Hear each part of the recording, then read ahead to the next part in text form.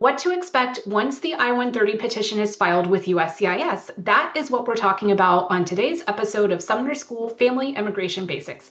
My name is Emily Sumner with Sumner Immigration Law. Let's talk about this. Filing the I-130 petition is a huge step. Congratulations if you are at this milestone.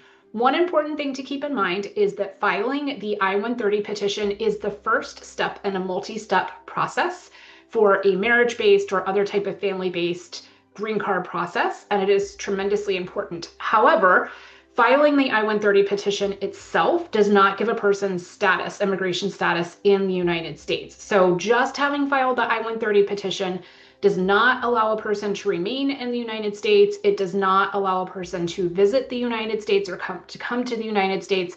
There are other steps in the green card process that have to happen to get to that point. It may be that the foreign national beneficiary has another way to come to the United States, such as a different type of visa, or perhaps they're already in the United States in a visa classification. So it's not that they can't come or that they can't stay. It's that filing the I-130 petition alone does not give them that ability.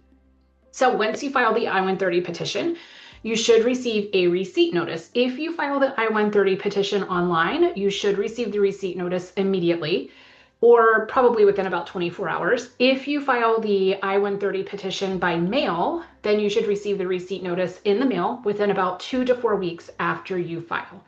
Then once you receive the receipt notice, it is a waiting game. It is time to wait for the USCIS processing time to play out, and that can be a pretty long time, relatively speaking. It of course varies depending on a number of different factors. But one thing that can affect the processing time is the family preference category that you fall into, or if it's an immediate relative. So if it's an immediate relative, and we have previous videos about the preference categories and what an immediate relative is, but know that if your I-130 petition is filed for an immediate relative, so a spouse, a minor child, or your parent, if you're a US citizen, then you don't have to worry about the preference categories.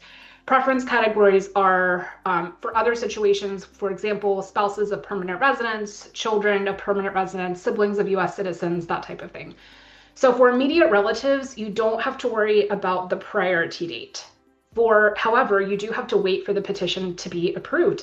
And as of right now, in April of 2026, that can take a year or more. We're seeing right now that this particular type of petition, when it's filed for consular processing, meaning the foreign national is overseas or they plan to go overseas to apply for the immigrant visa, even for an immediate relative, it's taking about 16 to 17 months to be processed. That is of course subject to change, and any case can be an outlier for better or for worse, but that's what we're seeing right now. If it is a preference category, typically USCIS processing times will be even longer, unfortunately, because USCIS knows that the priority dates are not necessarily current. So for example, if we are talking about a sibling of a US citizen, that's the F4 category, the processing time is going to be years, unfortunately.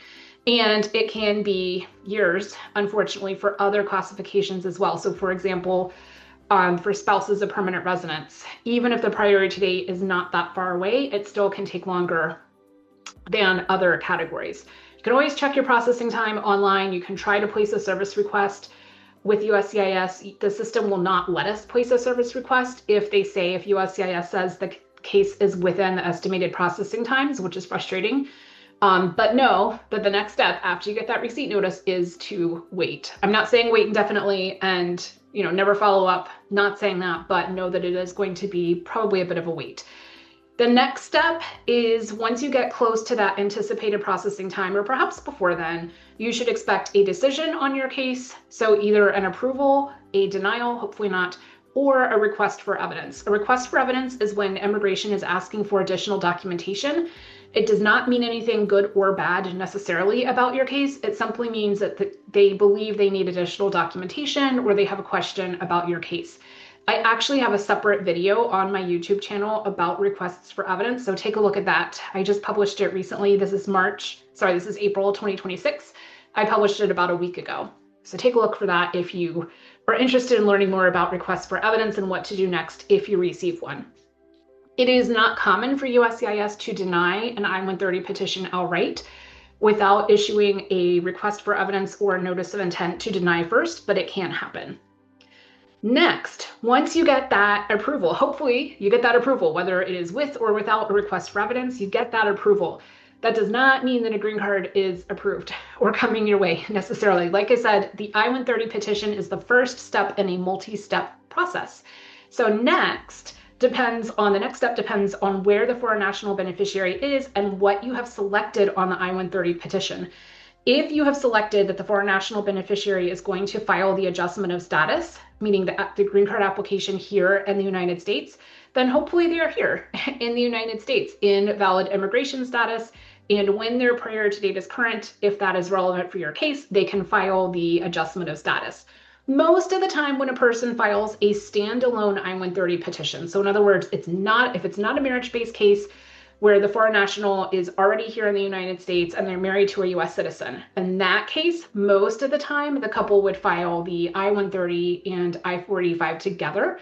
It's a one-step process, and we have a previous video about that from about a year ago, April 2025-ish, about that particular process. But anyway, most of the time, if you're filing a standalone I-130 petition, it is because the foreign national spouse or family member is overseas. So what you can expect after the I-130 petition is approved is to hear from the National Visa Center, also referred to as the NVC. The NVC is responsible for gathering the fees, documents, forms required for the foreign national to, at some point, apply for what's called the immigrant visa at the US consulate overseas. That is what we'll be talking about in our next video, a high-level overview of the NVC or National Visa Center process, and then subsequently about the immigrant visa interview. Keep in mind that your communication with the NVC or the timing for that may depend on when the priority date is current. So you may or may not need to or be permitted to upload certain documentation depending on whether your priority date is current. But in terms of the I-130 petition, that is what to expect in terms of timing. So what are some common reasons for delays or missteps that we see with I-130 petitions? One is requests for evidence. If you do not submit the appropriate documentation, incomplete documentation, the wrong documents that are not accepted per the reciprocity table, for example, you could receive a request for evidence. You can also receive a request for evidence even if you've done everything exactly like you were supposed to. Unfortunately, it's never guaranteed that a person will not receive a request for evidence, but that's a huge reason that can delay the process.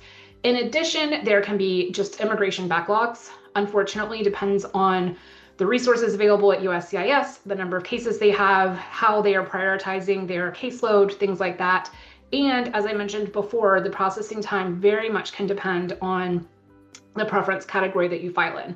USCIS gives less priority to lower preference filings. So for example, siblings of US citizens have less priority. They're going to be in process for years and years because they know, USCIS knows, the priority date is far away and there's not a huge benefit for them to have it approved sooner rather than later. So those are reasons that your case can be delayed or take longer than you think it might need to take. Unfortunately, USCIS does not always agree. As I said, our next video will be a high-level overview of the National Visa Center process in the family-based process, whether we're talking about marriage-based or filing for a different type of family member, different relationship. So I hope you will join us for that in a couple of weeks. My name is Emily Sumner with Sumner Immigration Law. We serve clients from around the world and around the United States with employment-based and family-based immigration matters. If you are navigating the family-based process or employment-based process, but if you're navigating the immigration process and you're not sure where to begin, you have questions, you want someone to help you step by step, stand by your side, answer questions, make sure you're going through the process as expected, we are here to help. There will be information on the outro slide about how to contact us for the consultation, which is the first step to beginning your immigration journey with Sumner Immigration Law. I hope you found this video helpful. If so, please share it with a family member or a friend and hit subscribe with alerts on so you don't miss our next video. Until next time.